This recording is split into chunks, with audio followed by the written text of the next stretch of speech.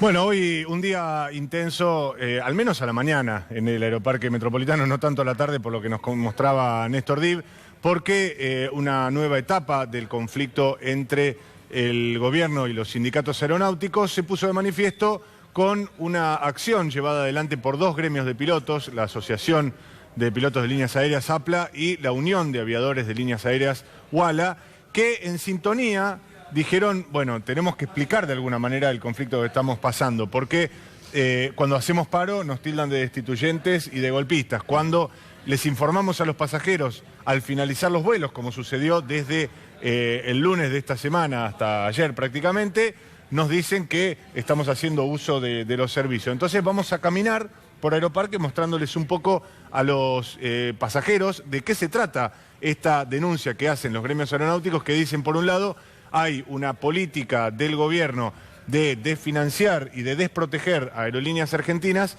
y por otro de abrirse a Estados Unidos indiscriminadamente, a impulsar un sector de las low cost que al menos es cuestionado sobre ítems como la seguridad y demás, algo que parece que está complicando y se está traduciendo también en pérdida de puestos de trabajo. Bueno, ¿habrá sido efectiva esa medida entonces que tomaron el día de hoy? Está con nosotros dos invitados de lujo para poder analizar este tema. Por un lado está Daniela Pantaleone, ella es secretaria adjunta del Sindicato de Aeronavegantes, y también Diego Dominelli, periodista especializado en servicios aéreos. Muy bienvenidos a los dos.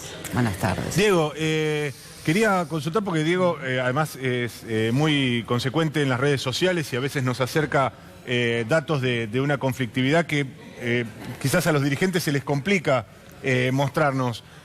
Diego, esta etapa para visualizar este conflicto es novedosa. Vos que conocés este sector a pie juntillas, ¿es una etapa distinta o es una etapa más de una conflictividad a la que ya el sector aeronáutico nos tiene acostumbrados?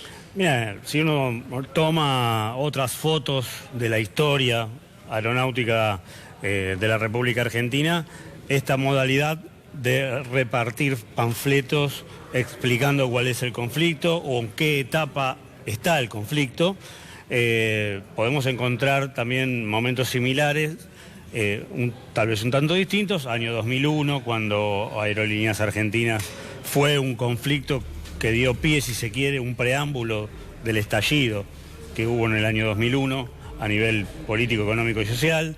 Después, con las quiebras de LAPA, Dinar, Siderwin, estamos yendo a los años 2003, 2004, 2005. También se hicieron acciones de estas características.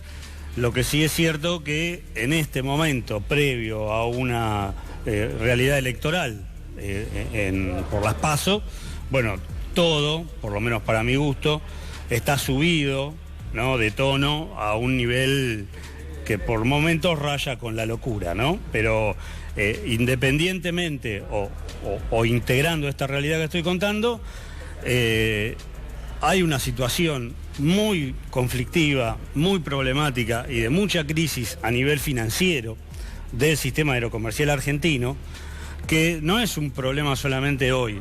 O sea, es un problema hoy, es un problema mañana, y va a ser un problema para la administración que gane las elecciones. O sea, la fuerza política que gane las elecciones se va a encontrar con un esquema tarifario que, como algunas cosas que estabas comentando en tu introducción y en tus comentarios, es el siguiente. Hace exactamente un año, el ministro de Transporte, Guillermo Dietrich, anunció que se rompió, o se daba por caduco, el sistema tarifario que ponía una banda mínima de tarifa, que eso impedía que se pudiera vender por debajo de un precio X que te garantizaba un nivel de costo operativo. Se rompió la banda mínima tarifaria. Eso motivó que en primera medida Flybondi, porque era la única low cost que estaba volando, empezara con esas super promociones o de hiperguerra de tarifas de volar por 2 pesos, volar por 1 peso. Lo que se conoce en el sector como precio de dumping. Exactamente, el esquema tarifario propició el dumping. Arrancó Flybondi. Después empezó a operar dentro de las low cost Norwegian.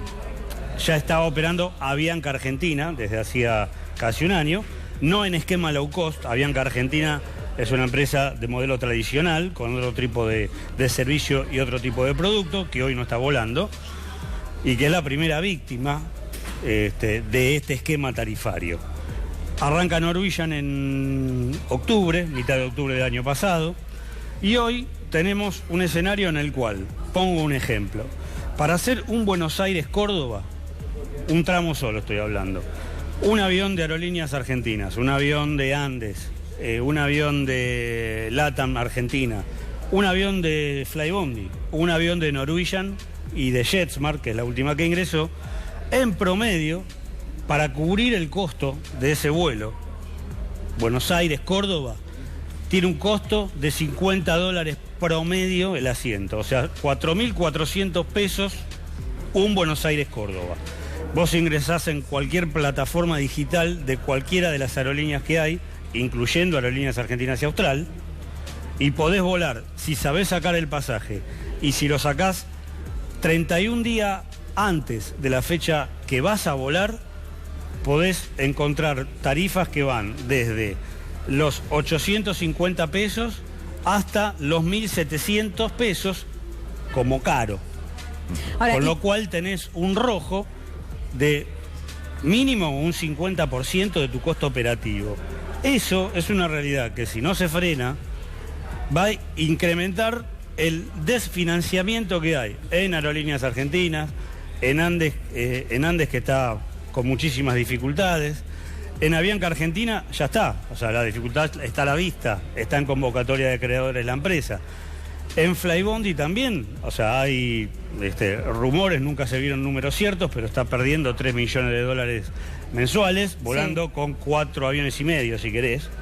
Entonces, eso también lo que abre es un escenario en el cual ahora se quiere sentar un empresario que no es del sector aeronáutico para poner dinero e invertir en Avianca Argentina y reflotar Avianca Argentina, que fue uno de los cantos de hoy por parte de los pilotos, que Andes que Avianca no se vaya y que Andes no cierre. Nadie se va a venir a sentar acá a poner plata en un sistema que no garantiza ni siquiera cubrir los costos. Hagamos una pausa ahí para después seguir explayando ese punto. Me gustaría preguntarle también a Daniela todo lo que él explicó con detalle maestro. ¿Cómo repercute desde adentro a los trabajadores del sector? Básicamente en despidos. En Andes fue la primera que despidió gente porque había hecho un plan de expansión que no se pudo cumplir porque la banda tarifaria y las pérdidas le generaron una devolución de aviones con pérdida de puestos de trabajo. Segundo paso fue Avianca con la misma situación, LATAM reduciendo rutas, Aerolíneas devolviendo aviones. Todo esto termina en pérdida de puestos de trabajo. Cuando el gobierno nos dice que somos salvajes, lo que nosotros somos salvajes, en todo caso, en defender fuentes de trabajo argentino.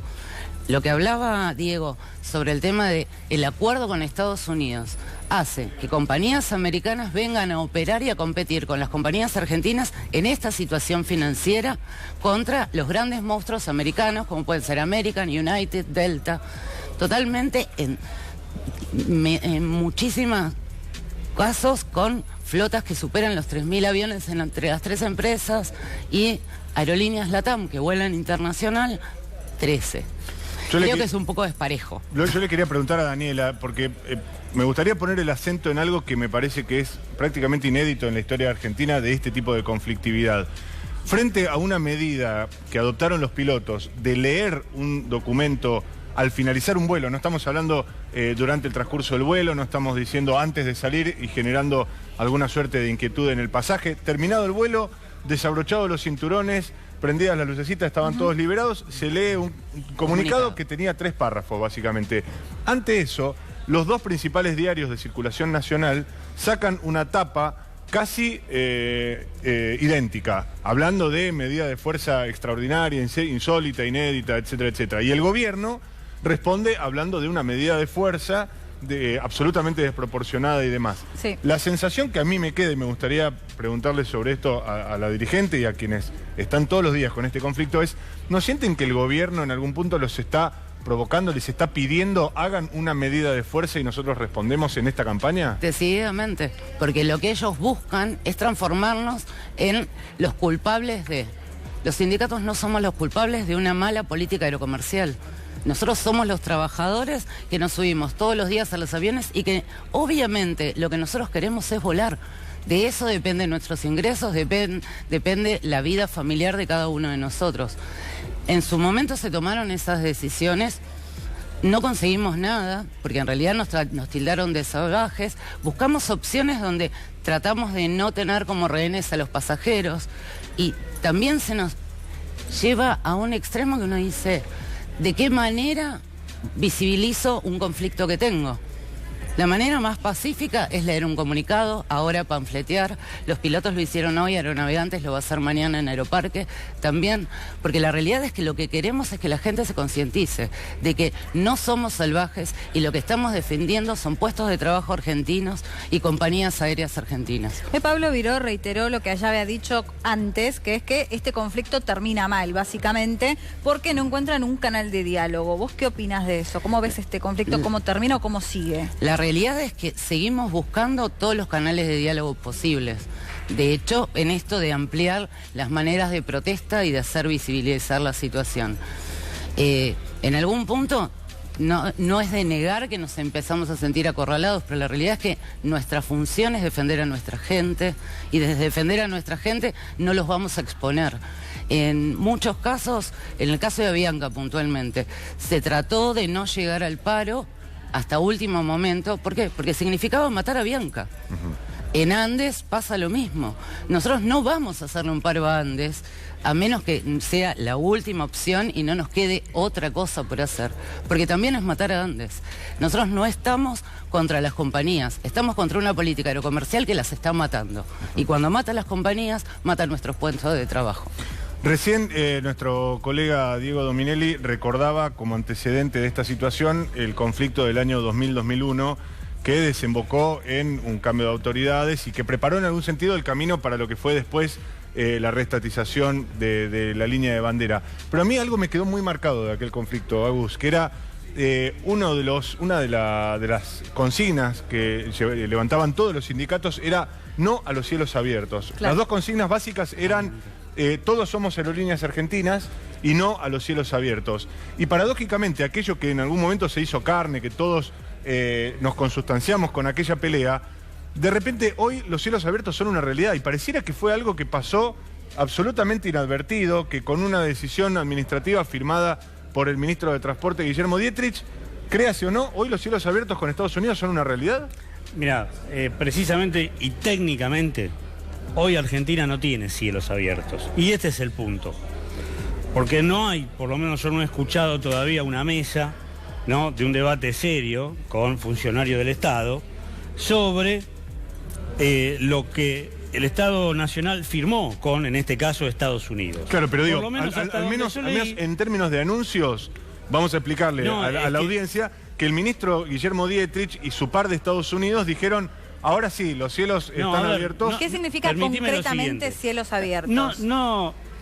Cielos abiertos quiere decir que, por ejemplo, ¿no? American Airlines hace Miami-Córdoba, Córdoba-Ushuaia, con el mismo avión, con la misma matrícula del avión, con la misma tripulación.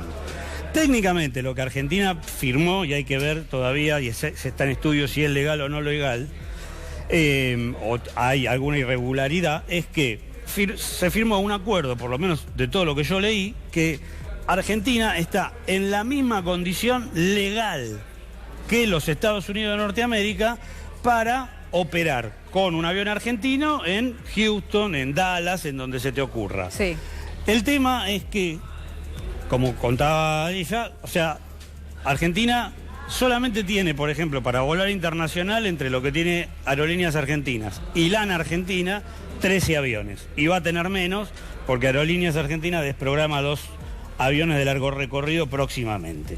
Estados Unidos tiene 1.500 para hacer ese mismo tipo de operación. Y no solamente ahí está el tema aéreo, sino el negocio de rampa, que es la atención de las aeronaves en tierra, ¿no? Entonces, en ninguno de los dos casos, en el aire y en la tierra, Argentina tiene la potencia aerocomercial, en síntesis, y no tiene las herramientas para hacer. Si hay cielos abiertos va a ser a favor de Estados Unidos, bueno, en ningún caso a favor de la Argentina. Obviamente, pero con particularidades que a partir de la firma de eso, también se conocieron trabajadores norteamericanos que empiezan a ver que ese acuerdo, si se implementa, empieza a quitar fuente laboral, sobre todo la parte técnica, en los Estados Unidos. Entonces, si bien tuvo muy poca difusión, la ITF, que es la Federación Internacional de los Trabajadores de Transporte, sector aviación, emitió un contundente comunicado explicando precisamente los perjuicios que va a haber si ese acuerdo se implementa en Argentina y en Estados Unidos. Ahora, Diego, pero con todo lo que vos estás mencionando, con este análisis, con todo lo que vos conocés de adentro, objetivamente, hoy por hoy, ¿Aerolíneas Argentinas está en peligro? Hoy está todo en peligro. Pero concretamente en nuestra aerolínea de bandera, digo. Todo. Aerolíneas, Austral, Andes, Avianca ya lo hablamos, LATAM, Argentina, y las low cost también. No es que no. O Vos sea, fíjate, Diego... No hay números. Fíjate el paralelismo, desde ¿no? el esquema tarifario que hay, no hay números que sostengan la operación. Sí. Imagínate si encima vos pones un elefante, el más grande del mundo, que haga todo lo que vos no podés hacer. A mí lo que me llama Ahora, la atención es, sí. Diego, perdóname, el nivel de paralelismo que existe, porque la misma semana que se dio a conocer este acuerdo entre Argentina y Estados Unidos, fue la semana donde con mucha mayor difusión, con mucho más visibilidad y obviamente con mucho más bandera por parte del mismo gobierno, se firmó un acuerdo, un tratado o un principio de acuerdo de libre comercio entre la Unión Europea y el Mercosur. Fue la misma semana prácticamente. Ahora, lo paradójico es que, habiéndose firmado ambos documentos con prácticamente días de diferencia, sucedió también lo mismo. Acá hubo gran algarabía de parte del gobierno con el acuerdo Mercosur-Unión Europea, pero de inmediato vimos que en Francia, por ejemplo, Emmanuel Macron dijo: ah, no, esperen, acá no hay ningún acuerdo de libre comercio hasta que no se cumplan determinadas cosas que nos den garantías a nosotros y a nuestros agricultores, que es más o menos en paralelo con lo que decía Diego. Los propios trabajadores aeronáuticos de Estados Unidos dicen, ojo con esto, con lo cual ni siquiera la entrega que propone el gobierno de toda la actividad aerocomercial termina de hacer carne en los países que serían los más beneficiados, lo cual es... ¿Puedo hacer un comentario con respecto a eso? Las empresas americanas tienen este conflicto con las empresas árabes, Etihad, Qatar, Emirates. Entonces, nos están vendiendo como algo maravilloso a nosotros, algo que en Estados Unidos está generando un grave conflicto, que es la entrada, y termina siendo proteccionista, que es con las entradas de las compañías árabes. Estados Unidos, las compañías americanas no pueden aterrizar en otro lugar que no sean las costas, para que se den un lugar, costa este, costa oeste, y se acabó. No tienen permiso de ingreso a ciudades internas.